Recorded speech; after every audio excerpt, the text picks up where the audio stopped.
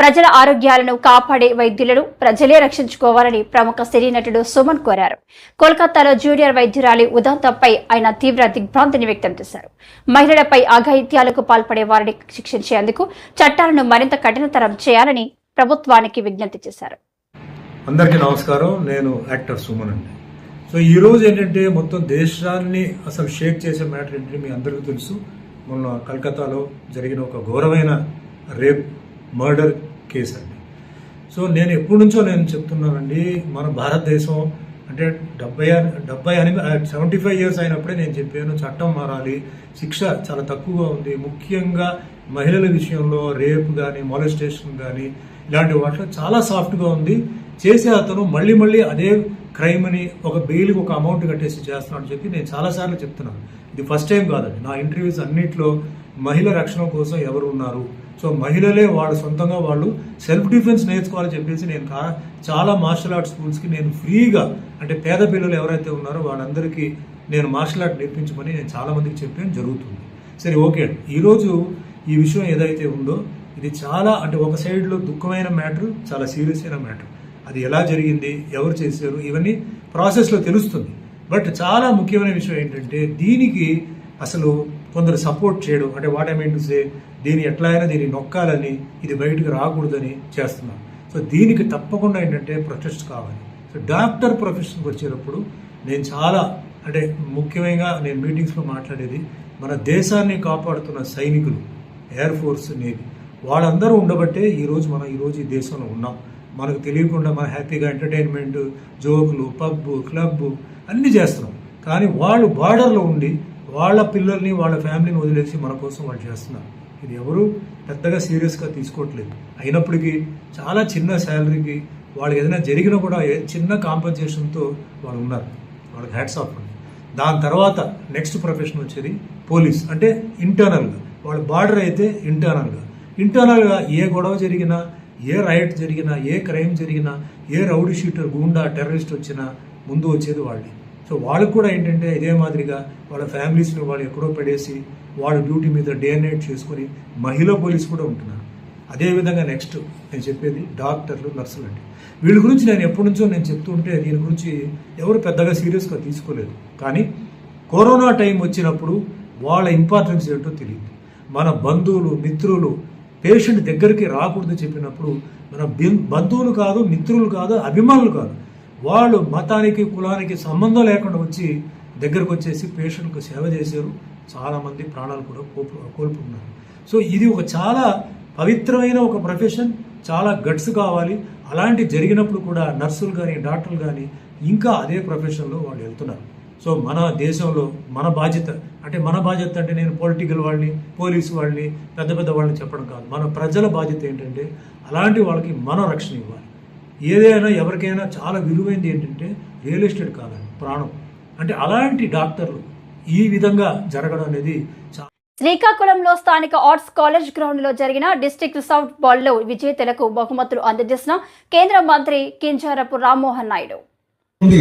చరిత్ర తీసుకుంటే ఒక చెరగలానటువంటి ముద్ర మన శ్రీకాకుళం జిల్లా క్రీడల్లో వేసుకుంది. దానికి అనేక ఉదాహరణలు ఉన్నాయి. కోడి రామ్మూర్తి గారు గాని, అలాగే మనకి మొట్టమొదటిసారిగా మన ప్రపంచ స్థాయిలో మనకి ఒలింపిక్ మెడల్ సాధించినటువంటి కరణం మల్లీశ్వరి గారు గాని, ఇలా ఎన్నో ఉదాహరణలు మన శ్రీకాకుళం జిల్లా నుంచి పుట్టాయని గర్వంగా ఈ వేదిక ద్వారా తెలియజేసుకుంటున్నాను. అటువంటి జిల్లాలో క్రీడలకి ఎటువంటి కార్యక్రమం జరిగినా సరే పెద్ద ఎత్తున ప్రతి ఒక్కరు కూడా సహకరిస్తూ ప్రతి కార్యక్రమాన్ని కూడా ముందుకు నడిపించాలని ఎంతో సహృదయంతో పార్టిసిపేట్ చేసినటువంటి దాతలందరికీ కూడా ఈ జిల్లా వాసుల తరపున మరొక్కసారి ప్రత్యేక ధన్యవాదాలు ఈ సందర్భంగా తెలియజేసుకుంటున్నాను. ఒక మెరుగైనటువంటి సమాజం, ఆరోగ్యమైనటువంటి సమాజం, అలాగే మన భావితరాలు ముందుకు నడిపించాల్సినటువంటి యువత కూడా ఆరోగ్యకరంగా ఉండాలనంటే క్రీడల తాలూకా పాత్ర చాలా ముఖ్యమైనటువంటిది. అది క్రీడాకారులు గాని, అది ముఖ్యంగా మన పేరెంట్స్ గాని, లేకపోతే స్కూల్ చెప్పేటువంటి టీచర్స్ గాని వాళ్ళు రియలైజ్ అవ్వలేక ప్రతి ఒక్కరు కూడా అకాడమిక్స్ మీద పెద్ద ఎత్తున దృష్టి పెట్టి వాళ్ళకి సరైనటువంటి మెంటల్ ఫిట్నెస్ గాని, ఫిజికల్ ఫిట్నెస్ గాని మనం ఇవ్వలేకపోతున్నాము అన్నటువంటి సందేహం చాలా దగ్గర మన సమాజంలో కనబడుతూ ఉంటుంది. ఇప్పటికైనా సరే అటువంటి పొరపాటు ఎక్కడైనా జరిగితే సరిదిద్దుకోవాల్సినటువంటి బాధ్యత రాష్ట్ర కేంద్ర ప్రభుత్వాలతో పాటు స్కూల్ వ్యవస్థ నడిపించేటటువంటి పెద్దలు, అలాగే సమాజంలో ఉన్నటువంటి వ్యక్తులు మనందరి మీద ఉన్నదన్నది ఈ కార్యక్రమం ద్వారా మరొకసారి గుర్తించాలని ప్రతి ఒక్కరికి కూడా ఈ సందర్భంగా కోరుతున్నాను. మొన్ననే ఒలింపిక్స్ జరిగాయి ప్యారిస్ లో, 6 మెడల్స్ మనం సాధించుకున్నాం. సుమారు 71వ స్థానంలో భారతదేశం ఉంది. బాధ కలుగుతుంటుంది కొన్ని సందర్భాల్లో, ఇంత పెద్ద దేశం, ఇన్ని విశిష్టలు కలిగినటువంటి దేశం, ఎందుకు మనం అంత స్థాయిలో మనం రాణించలేకపోతున్నామనేది జరుగుతుంటుంది. కానీ మనం దృష్టి పెట్టాల్సినటువంటిది ఒలింపిక్ లో ఎన్ని మెడల్స్ సాధించామనేది కాదు, గ్రామ స్థాయి నుంచి క్రీడాకారులు ఏ రకంగా మనం ప్రోత్సహించి అక్కడికి పంపిస్తున్నాం అనేది, దాని మీద మనం దృష్టి పెట్టాల్సినటువంటి అవసరం ఉంది. దానికోసం రాజుగారు కూడా చెప్పారు, గెలిచిన తర్వాత వాళ్ళందరినీ కూడా ప్రోత్సహించే బదులు గ్రామీణ స్థాయిల నుంచి, మండల జిల్లా స్థాయిల నుంచి, ఏదైతే చిన్న స్థాయి నుంచి యువ క్రీడాకారులు ఎవరైతే క్రీడల పట్ల ఆసక్తి చూపించి ముందుకు వస్తున్నారో వాళ్ళకి సహకరించే పథకాలు చేయాలని నా వంతుగా ఈ రోజు ఒక స్థానంలో ఉన్నాను కాబట్టి మాటిస్తున్నాను. రాష్ట్ర కేంద్ర ప్రభుత్వాలతో మాట్లాడి గ్రౌండ్ లెవెల్ నుంచి కూడా క్రీడాకారుల్ని, క్రీడా వ్యవస్థని ప్రోత్సహించడానికి నా వంతుగా ఖచ్చితంగా నేను చర్యలు తీసుకుంటానని కూడా ఈ సందర్భంగా తెలియజేసుకుంటున్నాను. దానికి పెట్టాం, అది కూడా గత ప్రభుత్వంలో నత్తనడక నడిస్తే ఈ రోజు మళ్ళీ పోలవరంలో లాభాలు సంపాదించాలని మాత్రమే చంద్రబాబు ఆరోపించారని, దానివల్లే రాష్ట్ర ప్రజలు తీవ్రంగా నష్టపోయారని మాజీ మంత్రి వేణుగోపాలకృష్ణ అన్నారు. దీనికి తోడు తన అనాలోచిత నిర్ణయాల వల్ల మరింత నష్టం తెచ్చిపెట్టారని చంద్రబాబుపై ఆయన మండిపడ్డారు. రాజమండ్రి ప్రెస్ క్లబ్ లో వేణుగోపాలకృష్ణ సోమవారం మీడియాతో మాట్లాడారు. ఈరోజు పర్వదినం, సత్యమేవ జయతే, ప్రతి పౌరుడు కూడా సత్యాన్ని వచించాలని అహింస అనే ఆయుధంతో ఈ దేశానికి స్వాతంత్ర్యాన్ని సముపార్జించినటువంటి మహాత్ముడు గాంధీజీ. ఈ దేశ సంపద అందరికీ సమగ్రంగా అందాలని, ప్రపంచానికే తలమానికంగా ప్రపంచం అంతా కూడా కొనియాడబడుతున్నటువంటి రాజ్యాంగాన్ని అందించినటువంటి మహనీయుడు బాబాసాహెబ్ అంబేద్కర్. ఈ దేశంలో ఏర్పడిన ప్రతి ప్రభుత్వం ప్రజలకు జవాబుదారీగా ఉండాలని,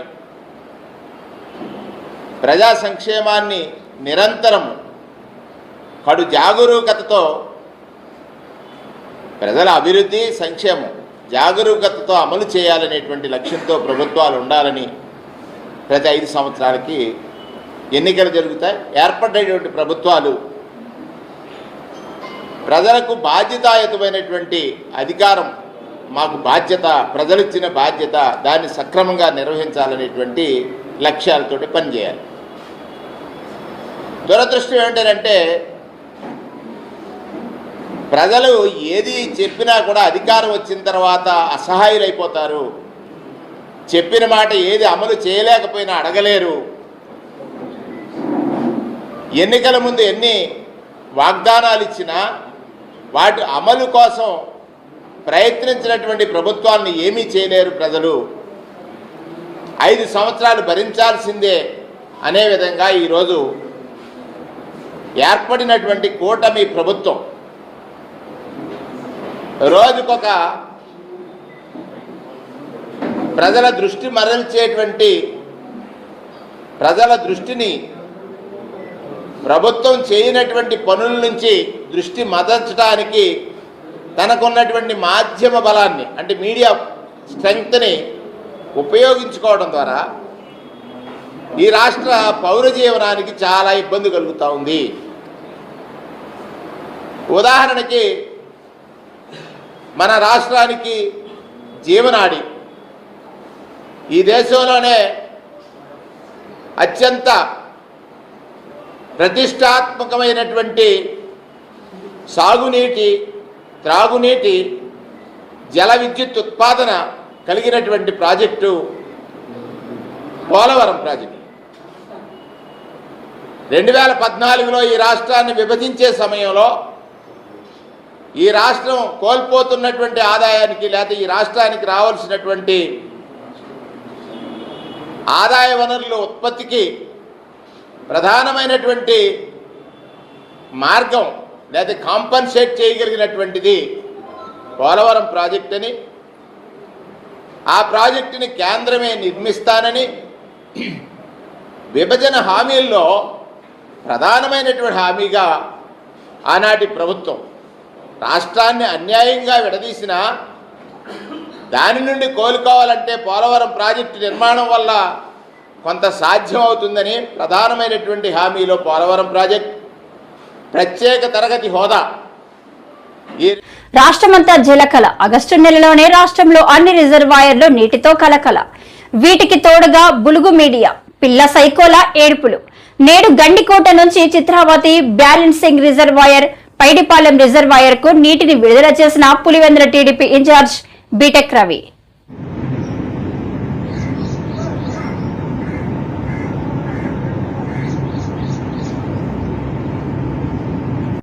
తర్వాత ముఖ్యంగా పులివెందుల నియోజకవర్గంలో ఉండే 2 ప్రధాన డ్యామ్లు అయినటువంటి చిత్రావతి రిజర్వాయర్ కావచ్చు, అలాగే పైడిపాలెం కావచ్చు, అక్కడికి ఈరోజు గండికోట జలాశయం నుంచి కూడా పంపింగ్ స్టార్ట్ చేయడం జరుగుతూ ఉంది.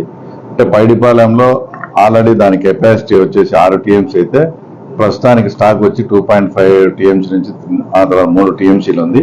తర్వాత ఇక్కడికి డైలీ కూడా 500 క్యూసెక్ల సామర్థ్యంతో ఆ తర్వాత ఇక్కడ పంప్ హౌస్లు అంతా స్టార్ట్ చేయడం జరుగుతుంది.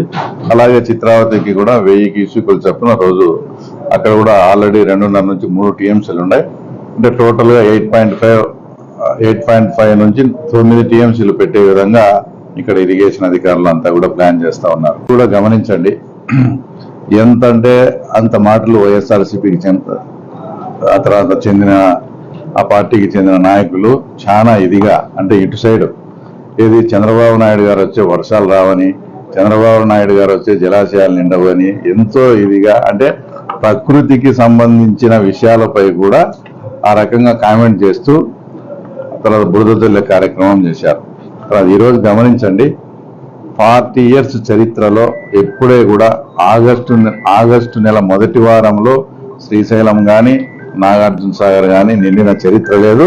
తర్వాత గండికోటకు కూడా రావడం, తర్వాత ఈ రోజు పులివెందుల కాన్స్టిట్యున్సీలో ఎంతో వరప్రసాదమైనటువంటి 2 డ్యాములు కూడా మనం నింపుకుంటా ఉన్నాం.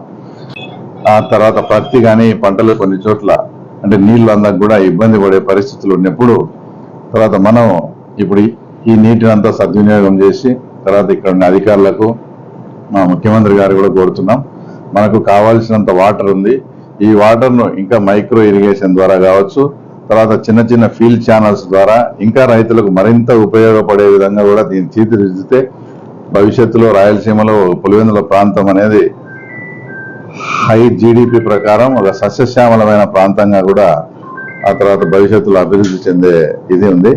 కాబట్టి ఇంతటి ఈ కార్యక్రమానికి మమ్మల్ని అందరినీ ఆహ్వానించి రైతుల పట్ల అందరూ కూడా ఇంకా పారిశ్రామికవేత్తలు ఉపాధి సంపద సృష్టిస్తున్నారని సీఎం చంద్రబాబు తెలిపారు. శ్రీ సిటీలోని బిజినెస్ సెంటర్లో పలు కంపెనీలలో సీఈఓలతో నిర్వహించిన సమావేశంలో ఆయన మాట్లాడారు. పరిశ్రమల ద్వారా ప్రభుత్వానికి ఆదాయం సమకూరుతుందని అన్నారు. Always I'm having so much of pleasure in interacting with industrialists. You are creating jobs, you are creating wealth. When you create wealth, automatically government will get more revenue. Thereby we can do better welfare, better empowerment. What all we have to serve the people at most efficiently, it will happen. Not now. That is my brand from the beginning. I am pro-investment in India. Economic reform started in 1991. I became Chief Minister in 1995 first time. This is the 4th time. Combined Andhra Pradesh, now Navya Andhra Pradesh. Even I am the first politician to visit different countries to attract investment. It may be America, it may be Japan, Europe, Singapore, so many countries for that matter. I strongly believe nowadays world has become a global village. From then and today, I am seeing the difference. When I started economic reforms in 1995, at that time I thought information technology is the right way to put Indians on global map. That is how with one high-tech city, I started construction with PPP model. Today, I am very happy, day by day development has taken place. If you go to any country today, Indians are inevitable for any development. IT means Indian. For every 4 IT professionals in the world, one is Indian. Among Indians, out of 4, 1 is from Andhra Pradesh. That is the strength of Andhra Pradesh. That is the first mover advantage. Few issue the Japanese companies are currently facing critical issue. The first one is the pending of incentive. Some of our members companies had yet to receive the promised refund for the incentive granted by Your Excellency's previous administration. So we kindly request your administration to expedite the resolution of this pending. And there are also some more issues which affect our financial stability, disrupt business operations, and hamper productivity. Due to time constraints, I will not go into the detail today, but we have prepared later, and I would like to be happy if you would accept that I will pass it Your Excellency's Secretary it later. దేశం సిగ్గుతో తలవంచుకునే పరిస్థితి ఇది. కోల్కతా ఆసుపత్రిలో దారుణ కాండను ఉద్దేశించి తెలుగు శక్తి అధ్యక్షుడు BV Ram వైద్యులు చేపడుతున్న నిరసనకు తెలుగు శక్తి సంఘీభావం. మహిళలకు రక్షణ కల్పించాలంటూ తెలుగు శక్తి అధ్యక్షుడు బివి రామ్ ఆధ్వర్యంలో వినూత్నంగా నిరసన చేపట్టారు. సోమవారం ఉదయం ఆర్టీసీ కాంప్లెక్స్ సమీపంలోని జీవీఎంసీ ప్రధాన కార్యాలయం ఎదురుగా ఉన్న గాంధీ విగ్రహం వద్ద వైద్యులు కొనసాగుతున్న నిరసనకు సంఘీభావం తెలిపారు. ముందుగా జాతిపిత విగ్రహానికి బివి రామ్ నివాళులర్పించిన అనంతరం కళ్లకు గంతలు కట్టుకుని నిరసన వ్యక్తం చేశారు. ఈ సందర్భంగా ఆయన మాట్లాడుతూ అర్ధరాత్రి మహిళ స్వేచ్ఛగా నడిచి వెళ్లినప్పుడే దేశానికి స్వేచ్ఛ లభిస్తుందని, అప్పుడే నిజమైన స్వాతంత్రమని మహాత్మా గాంధీ కలలు కన్నారన్నారు. కానీ ఆ మహానుభావుడి కలలు కల్లలుగానే మిగిలిపోయాయని ఆవేదన వ్యక్తం చేశారు.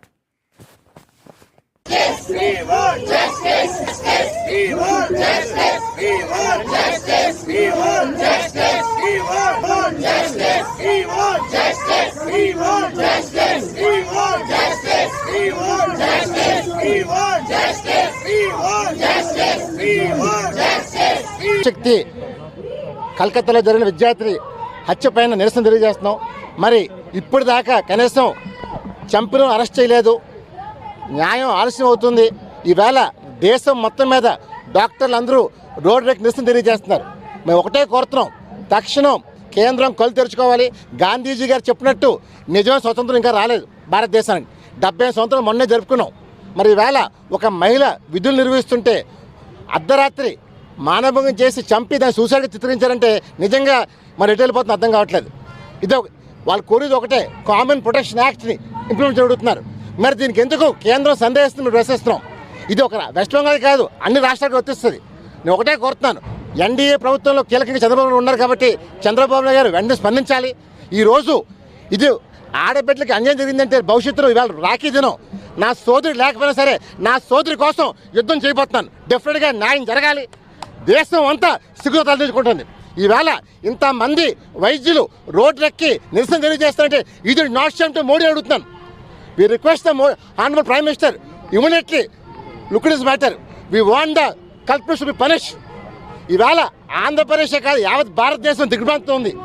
మరి రేపు ముందు భావి తరాలు ఆడబిడ్డలు చదువుకోవాలన్న డాక్టర్ని భయపడే స్థితికి వచ్చింది. అందువల్ల అలాంటి దుర్మార్గులను వెంటనే హ్యాంగ్ చేయాలని కోరుతున్నాం తప్ప ఏదో కేసుతో పడడం కాదు. We want immediate justice. అసలు మోడీ గారు దయచేసి look in the matter, save doctors. Because ఈ భగవంతు తర్వాత ప్రజలు కొలిసి డాక్టర్ని, అలాంటి డాక్టర్ రక్షణ లేకపోతే ఏం చెప్పని అడుగుతున్నాను. అందువల్ల ఆంధ్రప్రదేశ్ కాదు, వెస్ట్ బెంగాల్ కాదు, మొత్తం యావత్ భారతదేశం దిగ్భ్రాంతికి గురి చేస్తుంది.